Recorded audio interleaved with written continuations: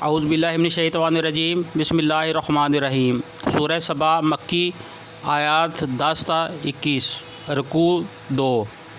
ہم نے داؤد علیہ السلام کو اپنے ہاں سے بڑا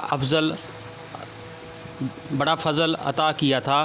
ہم نے حکم دیا کہ اے پہاڑوں، اس کے ساتھ ہم آہنگی کرو، اور یہی حکم ہم نے پرندوں کو دیا۔ ہم نے لوہے کو اس کے لیے نرم کر دیا، اس ہدایت کے ساتھ کہ زریں بنا اور ان کے حلقے ٹھیک اندازے پر رکھ۔ اے آل داؤد، نیک عمل کرو، جو کچھ تم کرتے ہو اس کو میں دیکھ رہا ہوں۔ اور سلیمان علیہ السلام کے لیے ہم نے ہوا کو مسخر کر دیا، صبح کے وقت اس کا چلنا 1 مہینے کی راہ تک، اور شام کے وقت اس کا چلنا 1 مہینے کی راہ تک۔ ہم نے اس کے لیے پگھلے ہوئے تانبے کا چشمہ بہا دیا، اور ایسے جن اس کے تابع کر دیے جو اپنے رب کے حکم سے اس کے آگے کام کرتے تھے۔ ان میں سے جو ہمارے حکم سے سرتابی کرتا، اس کو ہم بھڑکتی ہوئی آگ کا مزہ چکھاتے۔ وہ اس کے لیے بناتے تھے جو کچھ وہ چاہتا، اونچی عمارتیں، تصویریں، بڑے بڑے حوض جیسے لگن، اور اپنی جگہ سے نہ ہٹنے والی بھاری دیگیں۔ اے آل داؤد، عمل کرو شکر کے طریقے پر، میرے بندوں میں کم ہی شکر گزار ہیں۔ پھر جب سلیمان علیہ السلام پر ہم نے موت کا فیصلہ نافذ کیا تو جنوں کو اس کی موت کا پتہ دینے والی کوئی چیز اس گھن کے سوا نہ تھی جو اس کی عصا کو کھا رہا تھا۔ اس طرح جب سلیمان علیہ السلام گر پڑا تو جنوں پر یہ بات کھل گئی، اور اگر وہ غیب کے جاننے والے ہوتے تو اس ذلت کے عذاب میں مبتلا نہ رہتے۔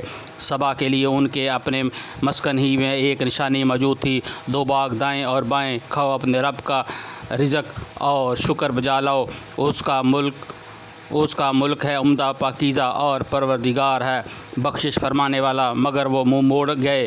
آخرکار ہم نے ان پر بند توڑ سیلاب بھیج دیا، اور ان کے پچھلے 2 باغوں کی جگہ 2 اور باغ انہیں دیے، جن میں کڑوے کسیلے پھل اور جھاؤ کے درخت تھے، اور کچھ تھوڑی سی بیریاں۔ یہ تھا ان کے کفر کا بدلہ جو ہم نے ان کو دیا، اور نہ شکر انسان کے سوا ایسا بدلہ ہم اور کسی کو نہیں دیتے۔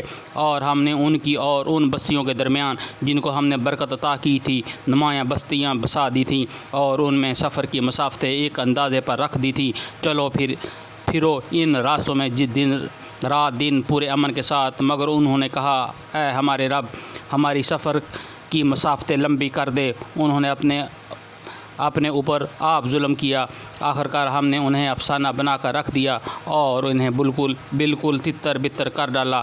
یقیناً اس میں نشانیاں ہیں ہر اس شخص کے لیے جو بڑا صابر و شاکر ہو۔ ان کے معاملہ میں ابلیس نے اپنا گمان صحیح پایا، اور انہوں نے اسی کی پیروی کی، بجز ایک تھوڑے سے گروہ کے جو مومن تھا۔ ابلیس کو ان پر کوئی اقتدار حاصل نہ تھا، مگر جو کچھ ہوا وہ اس کے لیے ہوا کہ ہم یہ دیکھنا چاہتے تھے کہ کون آخرت کو ماننے والا ہے اور کون اس کی طرف سے شک میں پڑا ہوا ہے۔ تیرا رب ہر چیز پر نگراں ہے۔ صدق اللہ العظیم۔